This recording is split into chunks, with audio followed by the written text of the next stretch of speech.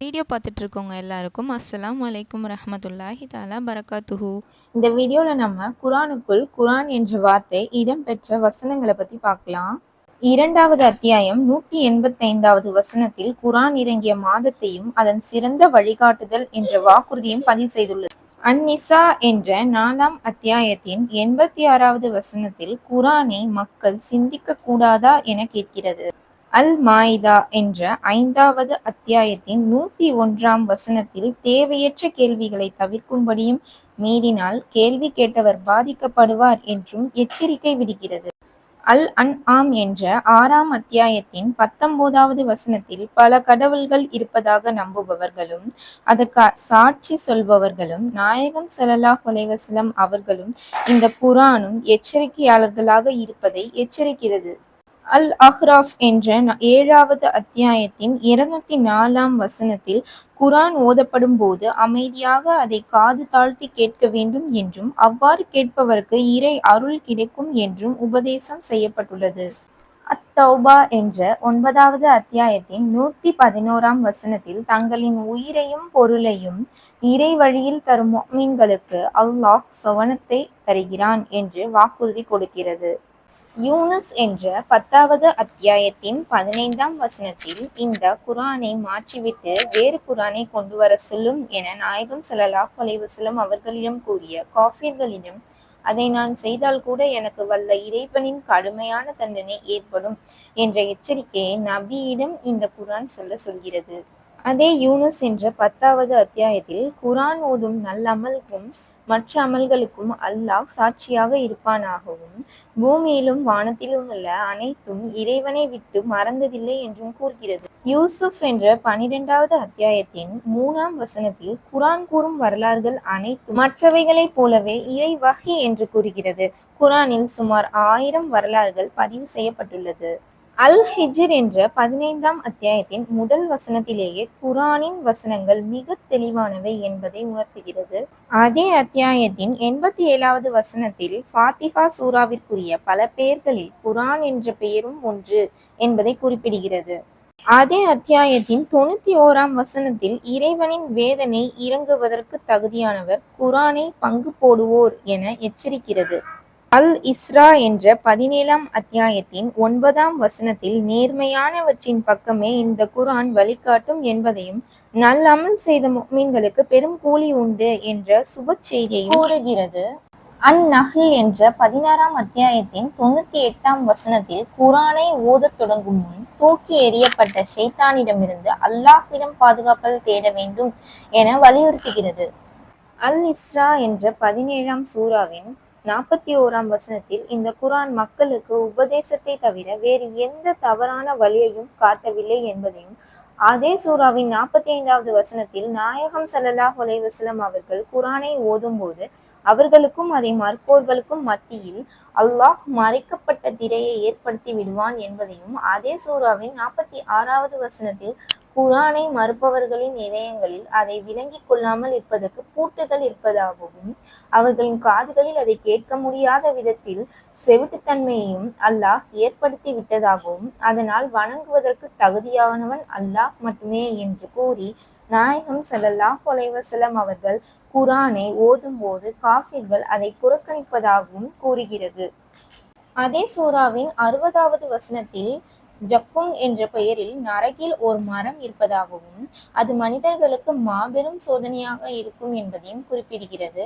அதே சூராவின் 78ஆம் வசனத்தில் சூரியன் சாய்ந்ததிலிருந்து இரவின் இருள் சூழும் வரை லுஹர், அசர், மஹ்ரிப் ஆகிய தொழுகைகளையும் இன்னும் ஃபஜர் தொழுகையையும் கடைபிடிக்குமாறு நாயகம் ஸல்லல்லாஹு அலைஹி வஸல்லம் அவர்களுக்கு அல்லாஹ் உத்தரவிடுவதாக கூறும் குரான் ஃபஜருடைய நேரத்தில் ஓதும் குரானுக்கு வானவர்கள் சாட்சியாக இருப்பதாகவும் கூறுகிறது.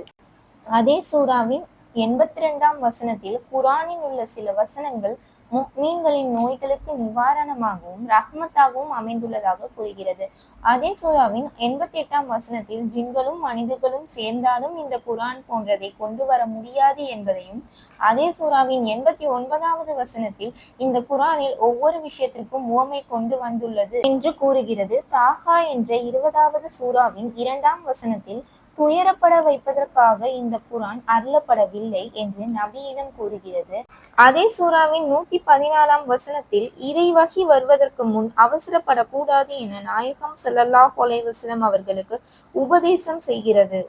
அல் ஃபுர்கான் என்ற 25ஆம் சூறாவின் 30வது வசனத்தில் குரானை ஏற்றுக்கொள்ளாது வாழ்ந்த காஃபிர்களை பற்றி மறுமையில் வல்ல இறைவன் எடுத்து சொல்வதை பற்றியும், அதே சூறாவின் 32வது வசனத்தில் இந்த குரான் அருளப்பட்ட விதத்தை குறை கூறும் விதமாக இதை மொத்தமாக இயக்கப்பட்டிருக்க கூடாதா என்று காஃபிர்கள் குறை கூறியது பற்றியும், கல்பில் பதிவதற்காக வசதியாக இருக்க வேண்டும் என்பதற்காகவே சிறுக சிறுக அருளப்பட்டது என நாயகத்திற்கு ஆறுதல் கூறியதையும் குறிப்பிடுகிறது. அந்நமல் என்ற 27ஆம் சூறாவின் முதல் வசனத்தில் இந்த குரான் தெளிவான வேதம் என்று கூறும். இந்த வேதம் அதே சூறாவின் 6ஆம் வசனத்தில் இந்த குரானை மிகவும் அறிந்தவனான ஞானியான அல்லாஹ்வின் புறத்திலிருந்து நபி அவர்கள் பெற்றதாகவும் குறிப்பிடுகிறது. அதே சூறாவின் 76ஆம் வசனத்தில் அதிகமான கருத்து வேறுபாடு கொண்ட சமுதாயம் பனு இஸ்ராயலியர்கள் என்று குறிப்பிடும் குரான் அதே சூறாவின் 92ஆம் வசனத்தில் தானும் குரானின் மூலமாக அச்சமூட்டி எச்சரிக்கை செய்பவர்களில் உள்ளவர் என நாயகத்தை சொல்கிறது. அல் கசஸ் என்ற 28ஆம் சூறாவின் 85ஆம் வசனத்தில் நாயகம் ஸல்லல்லாஹு அலைஹி வஸல்லம் மீது குரானை இறக்கி வைத்த வல்ல இறைவன் அவர்களை மீண்டும் மக்காவிற்கு திருப்பி அனுப்புவான் என்று கூறுகிறது. யாசின் என்ற 36ஆம் சூறாவின் முதல் வசனத்தில் குரானின் பெயர் கொண்டே இறைவன் சத்தியம் செய்துள்ளான். அதே சூறாவின் 29ஆம் வசனத்தில் இந்த குரான் உபதேசம் என்றும் தெளிவான ஓதப்படக்கூடிய வேதம் என்றும் இது கவிதை வடிவில் நாயகத்திற்கு கற்றுக் கொடுக்கப்படவில்லை என்றும் கூறுகிறது. சாத் என்ற 38ஆம் சூறாவின் முதல் வசனத்தில் குரான் தன் மீது சத்தியம் செய்வதோடு தான் உபதேசம் செய்வதற்கு தகுதியுடையது என்பதை உணர்த்தி காஃபிர்களின் பிளவுகளையும் வரட்டு கௌரவத்தையும் சுட்டிக்காட்டுகிறது. புஸ்ஸிலத் என்ற 41ஆம் சூறாவின் 26ஆம் வசனத்தில் காஃபிர்கள் இந்த குரானை செவித்தாழ்த்தி கேட்க கூடாதா என்று சொல்வதை தெளிவுபடுத்தி காட்டுவதோடு அவர்களின் இழிவான செயலை வெளிப்படுத்தி காட்டுகிறது. அல் அஹ்காப் என்ற 46வது சூறாவின் 29ஆம் வசனத்தில் ஜின்கள் இந்த குரானை செவிமடுத்து கேட்பதை குறிப்பிடுகிறது. காஃப் என்ற 50வது சூறாவின் 45ஆம் வசனத்தில் அல்லாஹ்வின் எச்சரிக்கையை பயந்தவனுக்கு இந்த குரானை கொண்டு உபதேசம் செய்ய சொல்கிறது. அல் கமர் என்ற 54ஆம் சூறாவின் 17ஆம் வசனத்தில் ஆது கூட்டம் பொய்யாக்கியதையும், 22ஆம் வசனத்தில் தமூத் கூட்டம் பொய்யாக்கியதையும், 32ஆம் வசனத்தில் லூத் கூட்டம் பொய்யாக்கியதையும், 40வது வசனத்தில் ஃபிரௌனின் கூட்டத்தாருக்கு இறை எச்சரிக்கை வந்ததையும் நினைவூட்டி உபதேசத்திற்கும் சிந்திப்பதற்கும் இந்த குரானை அல்லாஹ் லேசாக்கி இருப்பதாக தொடர்ந்து 4 இடங்களில் கூறுகிறது. அர் ரஹ்மான் என்ற 55ஆம் சூறாவின் 2ஆம் வசனத்தில் குரானை ரஹ்மான் ஆகிய அல்லாஹ் கற்றுக் கொடுத்ததை தெளிவுபடுத்துகிறது. அல் வாக்கியா என்ற 56ஆம் சூறாவின் 77ஆம் வசனத்தில் தன்னை சங்கை வாய்ந்தது என குரான் கூறுகிறது. அல் ஹசர் என்ற 59வது சூறாவின் 21ஆம் வசனத்தில் இந்த குரானை மலை மீது இறக்கி வைத்தாலும் இறை பயத்தால் அது நொறுங்குவதை நபி அவர்கள் பார்ப்பார்கள் என அவர்களிடம் கூறுகிறது. அல் முஸம்மில் என்ற 73ஆம் சூறாவின் 4வது வசனத்தில் இந்த குரானை முறையாக ஓத சொல்லி நபி அவர்களுக்கு இறை கட்டளை வந்துள்ளது. அதே சூறாவின் 20வது வசனத்தில் இறையடியார்கள் குரானில் இலகுவானதை ஓத சொல்லி இறை கட்டளை வந்துள்ளது. அல் இன்சான் என்ற 76வது சூறாவின் 23ஆம் வசனத்தில் நாயகத்தின் மீது குரான் அருளப்பட்ட விஷயத்தை அழுத்தமாக கூறப்பட்டுள்ளது. அல் இன்ஷிகாக் என்ற 84ஆம் சூறாவின் 21ஆம் வசனத்தில் காஃபிர்களை கண்டிக்கும் விதமாக குரானில் உள்ள சஜிதா வசனம் ஓதப்படும் போது அவர்கள் சுஜூது செய்ய மாட்டார்கள் என்று கூறுகிறது. அல் புரூஜ் என்ற 85ஆம் சூறாவின் 21ஆம் வசனத்தில் இந்த குரான் மகத்துவம் வாய்ந்தது என்றும் பாதுகாக்கப்பட்ட பலகையில் உள்ளது என்றும் கூறப்பட்டுள்ளது.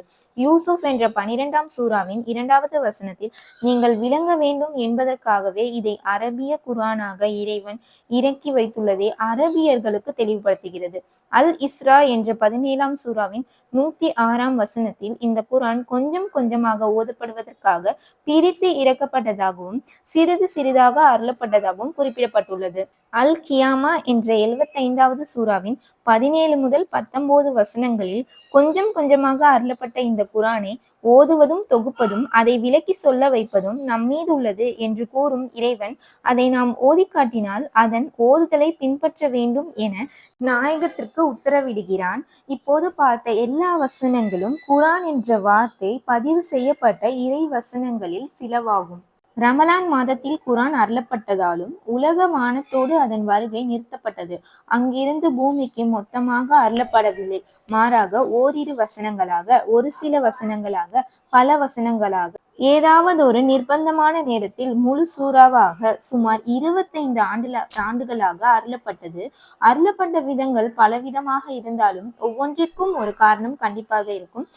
அவற்றை தொடர்ந்து வர வீடியோக்கள்ல பார்க்கலாம். இந்த வீடியோ உங்களுக்கு பயனுள்ளதாக இருந்தால் லைக் பண்ணுங்க, உங்களோட தாட்ஸை கமெண்ட் பண்ணுங்க, உங்களோட ஃப்ரெண்ட்ஸ் அண்ட் ஃபேமிலிக்கு ஷேர் பண்ணுங்க. இன்னும் சப்ஸ்கிரைப் பண்ணாதவங்க சப்ஸ்கிரைப் பண்ணிக்கோங்க.